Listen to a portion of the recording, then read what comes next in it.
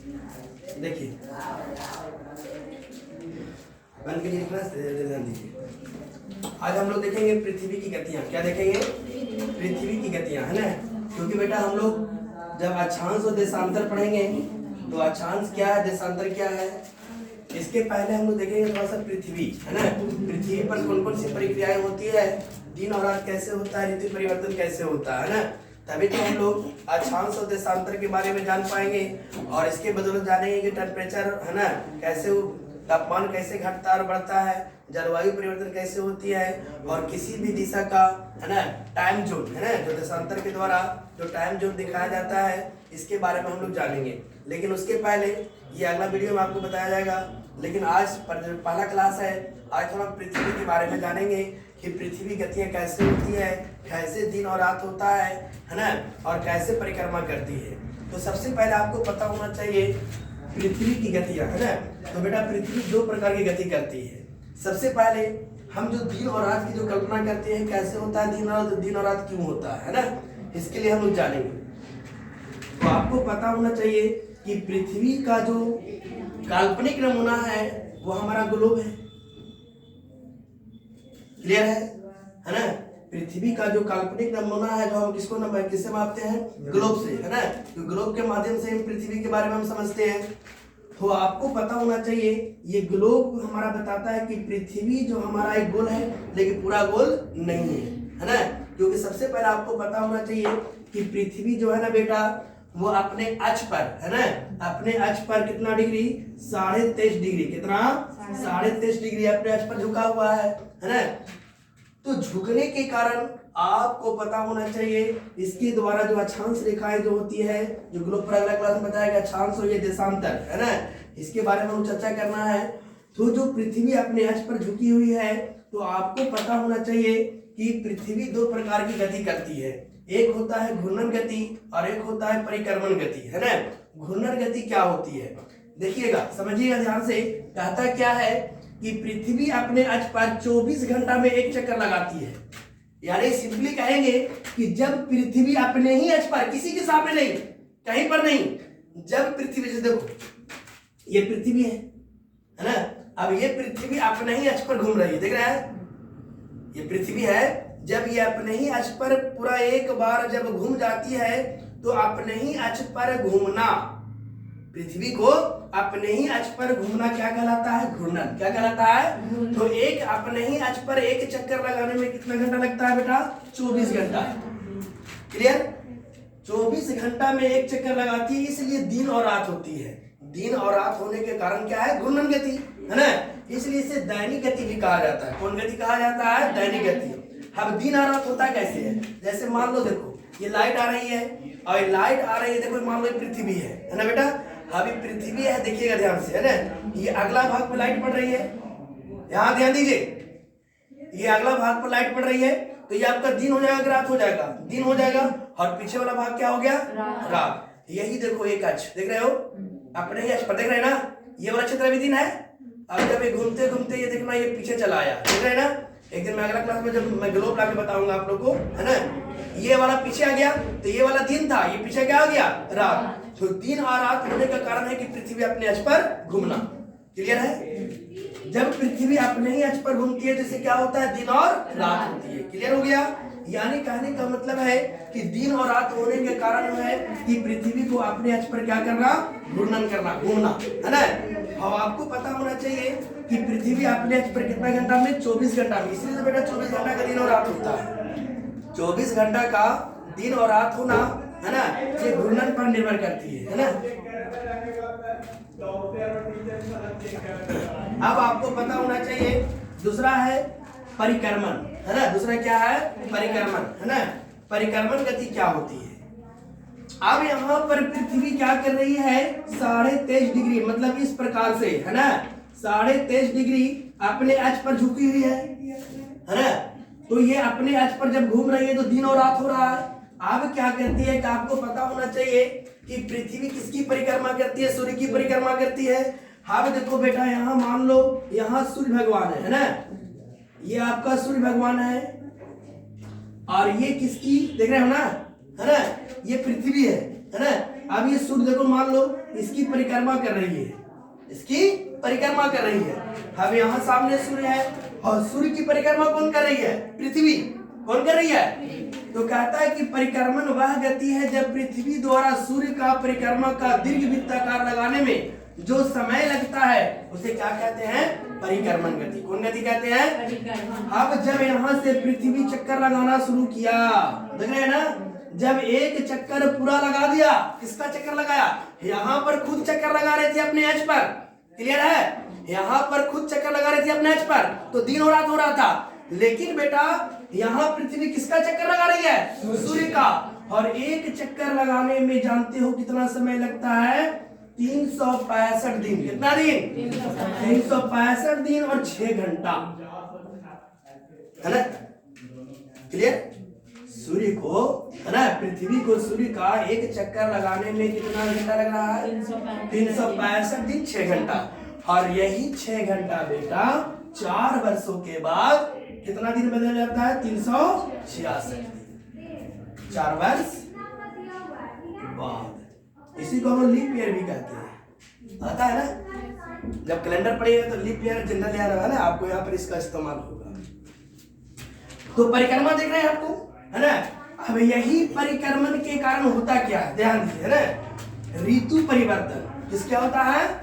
अगर यहाँ पर देखिए, अगर क्वेश्चन में आ जाए कि ऋतु परिवर्तन का क्या कारण है ना, तो ऋतु परिवर्तन का सबसे बड़ा कारण है परिक्रमण। क्या है? क्योंकि जब सूर्य यहाँ, है ना, सूर्य के चारों ओर जब पृथ्वी चला इस प्रकार से, है ना, तो इसका क्या होता है? ऋतु परिवर्तन होता है। किसके कारण? सूर्य के चारों ओर जब ये परिक्रमा करता है। घूर्णन गति इसमें किसी प्रकार का योगदान नहीं निभाती है। क्लियर है ना? किसी प्रकार का योगदान नहीं निभाती है। और दूसरा कारण क्या है? कि पृथ्वी का झुकाव। पृथ्वी का अपने एक्स पर कितना डिग्री का झुका हुआ है? 23.5 डिग्री का, है ना? अगर पृथ्वी अपने एक्स पर नहीं झुकी रहती तो ऋतु का भी परिवर्तन नहीं होता, है ना? अब यहाँ पर आता है क्या है? इसके कारण क्या होती है? अभी आप लोग सुनते होंगे कि सर बड़ा दिन कब होता है, छोटा दिन कब होता है, कैसे क्या होता है ना? इसके बारे में थोड़ा जान लो। लेकिन उससे पहले हम लोग को समझना ये है ना? थोड़ा साउंड करने ध्यान दो। अब यहाँ क्या है?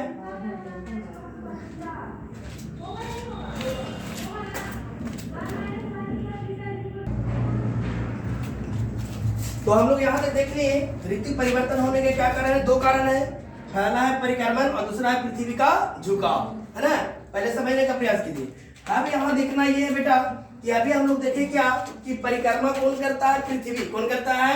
किसका परिक्रमा करती है? सूर्य का। अब देखो यहाँ से मान लो यहाँ से परिक्रमा चालू करना किया कौन? पृथ्वी, है ना? अब देख क्या रहे हैं हम यहाँ देखते हैं कि कभी पृथ्वी सूर्य के नजदीक आ रही है और कभी पृथ्वी क्या करे? सूर्य के दूर जा रही है ना? तो यहाँ पर 2 घटना जो कॉम्पिटिटिव में बहुत इंपॉर्टेंट है ना? जो क्वेश्चन आती है, आती नहीं आती है। कहता क्या है कि जब सूर्य, है ना, जब पृथ्वी सूर्य का परिक्रमा करते समय जब सूर्य और पृथ्वी की दूरी कम हो जाती है, नजदीक हो जाती है, तो इस घटना को क्या कहा जाता है? उपसौर। क्या कहा जाता है? उपसौर। क्लियर है? तो उपसौर की घटना कब होती है? 3 जनवरी को। डेट पूछता है ना? कि सूर्य, क्वेश्चन कैसे पूछ दे? क्वेश्चन पूछ सकता है आपसे कि सूर्य और पृथ्वी की दूरी कब कम हो जाती है ना? या उपसौर की प्रक्रिया कब होती है ना? तो हम लोग बोलेंगे 3 जनवरी को। कितना जनवरी को? 3 जनवरी को। जल्दी चलिए। कितना जनवरी को? 3 जनवरी को, है ना? अब यहाँ से अब यहाँ देखो, उसके बाद आपको पता होना चाहिए दूसरा घटना घटती है अपसौर की। किसी घटना घटती है? अपसौर, है ना? अपसौर घटना क्या कहलाती है? जिस प्रकार से सूर्य और पृथ्वी की दूरी, है ना, जब कम हो जाती है, नजदीक आ जाती है, पृथ्वी सूर्य के नजदीक आ जाती है, उसे उपसौर कहा जाता है। उसी प्रकार से जब सूर्य और पृथ्वी की दूरी क्या होती है? अधिक हो जाती है ना? समझ रहे बात को? दूर हो जाती है तो इस क्रिया को क्या कहते हैं बेटा? अपसौर। क्या कहते हैं? तो अपसौर की घटना कब होती है? 4 जुलाई, है ना? उप का मतलब छोटा होता है, उप का मतलब छोटा होता है, इसलिए 3 जनवरी। और आप का मतलब क्या होता है? बड़ा होता है, इसलिए इसको कौन डेट याद रखेंगे? 4 जुलाई को, है ना? ये उपसर्ग घटना 3 जनवरी और अपसर्ग घटना 4 जनवरी को। अब यहाँ से पता होना चाहिए आपको यहाँ पर दिन और रात बड़ा कैसे होती है ना। आपको पता होना चाहिए कि हमारा पृथ्वी है ना कि जो नमूना है वो ग्लोब है ना। अब यहाँ से देखना बेटा, ये हमारा ईस्ट पॉइंट, ये हमारा वेस्ट, ये हमारा नॉर्थ और ये हमारा साउथ है ना। ध्यान दीजिएगा, यहाँ आपको पता होना चाहिए कि हमारे पृथ्वी को ना 2 भागों में बांटने का काम करती है। कौन रेखा? ये बीचे बीच जो रेखा खींचा हुआ है ना, है इसको जब पृथ्वी के 2 भाग, भूमि के 2 भाग, क्लियर है, जिसको भूमध्य रेखा कहते हैं। अगला क्लास में इसी का चर्चा होगा, कर्क रेखा, मकर रेखा, इसी की चर्चा होगा। आज सिर्फ हम लोग है ना पृथ्वी की गति के बारे में देख रहे हैं। भूमध्य रेखा कहते हैं इसको, और एक रेखा क्या कहते हैं? विषुवत रेखा। क्या कहते हैं? विषुवत रेखा। क्यों कहते हैं बेटा? देखो यही है ना, इसी की जानकारी अभी दे रहे हैं। मान लो आपको पता होना चाहिए, मानना क्या है इसको, देखिए यहाँ पर है ना प्रैक्टिकली, ये देखिए सूर्य है ना। जब सूर्य का प्रकाश, ध्यान दीजिएगा, जब सूर्य का प्रकाश लंबवत कहां पड़ती है? विषुवत रेखा पर पड़ती है ना। जब सूर्य का प्रकाश लंबवत विषुवत रेखा पर पड़ती है तो उस दिन है ना, उस दिन क्या होती है? दिन और रात बराबर होती है। दिन और रात क्या होती है? उत्तरी गोलार्ध और दक्षिणी गोलार्ध में दिन और रात क्या होती है? बराबर होती है। इसीलिए दिन और रात बराबर होने की क्रिया को विषुव कहा जाता है। विषुव क्या कहा जाता है? ये सब बहुत बेसिक पॉइंट है बेटा, समझ लो ना। भूगोल आप लोग एकदम स्टार्टिंग पॉइंट से चालू किए। दिन और रात बराबर होने की क्रिया को क्या कहा जाता है? विषुव। और ये होता कब है? जब सूर्य की किरणें कहां पड़ती है? विषुवत रेखा पर या भूमध्य रेखा पर, है ना, लंबवत पड़ती है, तो उस दिन और रात क्या होती है? बराबर होती है। हम एग्जाम में तो ऐसा क्वेश्चन पूछ सकता है कि दिन और रात कब होती है बराबर, कब होती है? जब सूर्य की किरणें कहां पड़ती है? विषुवत रेखा पर। लेकिन डेट पूछ दे तो दिन और रात बराबर कब होती है? तो एक होता है 21 मार्च को और एक होता है 23 सितंबर को। क्वेश्चन रहेगा कि उत्तरी गोलार्ध और दक्षिणी गोलार्ध में है ना दिन और रात बराबर कब होती है? तो 21 मार्च और 23 सितंबर को। क्लियर है? लेकिन बेटा 21 मार्च को बसंत विषुव कहा जाता है। क्वेश्चन पूछा हुआ है 21 मार्च को कौन विषुव कहा जाता है? बसंत विषुव कहा जाता है। और 23 सितंबर को शरद विषुव कहा जाता है ना। अब देखना है कि विषुवत रेखा है ना, विषुवत रेखा के ऊपर कौन होती है? कर्क रेखा, जो कितना डिग्री पर होती है? 23.5 डिग्री। कितना डिग्री? 23.5 डिग्री पर झुकी हुई है ये भी, है ना। अब यहाँ देखना है कि जब सूर्य का प्रकाश, ध्यान दीजिएगा, जब सूर्य का प्रकाश लंबवत कहां पड़ती है? कर्क रेखा पर पड़ती है ना। जब कर्क रेखा पर पड़ती है बेटा तो उस दिन, ये उत्तरी गोलार्ध हो गया ना, ध्यान दीजिएगा, ये विषुवत रेखा 2 भागों में बांट रही है, इधर वाला उत्तर, इधर वाला दक्षिण, इसलिए इसको उत्तरी गोलार्ध कहा जाता है। कौन गोलार्ध? और इसको दक्षिणी गोलार्ध कहा जाता है। कौन गोलार्ध कहा जाता है? हाँ, इसकी चर्चा अगला है ना, अगला क्लास में पूरा करेंगे। ये हो गया आपका उत्तरी गोलार्ध और ये हो गया आपका दक्षिणी गोलार्ध। तो जब सूर्य की किरणें कर्क रेखा पर लंबवत पड़ती है तो उस दिन उत्तरी गोलार्ध में बड़ा दिन होता है और छोटी रात। क्लियर?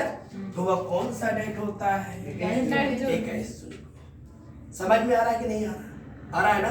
हाँ, जब सूर्य की किरणें लंबवत कौन रेखा पड़ती है? कर्क रेखा पर पड़ती है तो उस दिन है ना उत्तरी गोलार्ध में बड़ा दिन होता है और रात छोटी होती है। इस तारीख को उसी प्रकार से मकर संक्रांति में आ जाइए रे भाई, नीचे मकर रेखा है ना, 23.5 डिग्री भी है, ठीक है। हाँ, जब सूर्य की किरणें लंबवत कहां पड़ती है? मकर रेखा पर पड़ती है ना। तो भाई यहाँ उत्तरी गोलार्ध में जो हो रहा था वो दक्षिणी गोलार्ध में होगा, समझ रहे हो? यानी बड़ा दिन होता है, छोटा रात होता है। लेकिन यहाँ डेट क्या रहती है? 22 दिसंबर को। क्वेश्चन में आएगा कि दक्षिणी गोलार्ध में बड़ा दिन और रात छोटा ना, छोटी रात कब होती है? 22 दिसंबर। उत्तरी गोलार्ध में बड़ा दिन और छोटी रात कब होती है? तो 21 जून को। पहले समझने का प्रयास कीजिए, ये भूगोल समझने का चीज है। लेकिन इसका उल्टा कभी कोई पूछ देता है बेटा, अब जैसे मानो यहाँ पर आपको फंसाएगा कहां? ध्यान दो, अगर पूछ दे, ध्यान दो ना, इसका ऑपोजिट, जैसे 21 जून को पूछ देगा कि दक्षिणी गोलार्ध में, है ना, दक्षिणी गोलार्ध में रात बड़ी और दिन छोटा कब होता है? तो ये कैसे सुनको क्यों? क्योंकि जब उत्तरी गोलार्ध में यहाँ बड़ा दिन हो रहा है, यहाँ छोटा दिन होगा ना, बोलो, समझ रहे हो ना?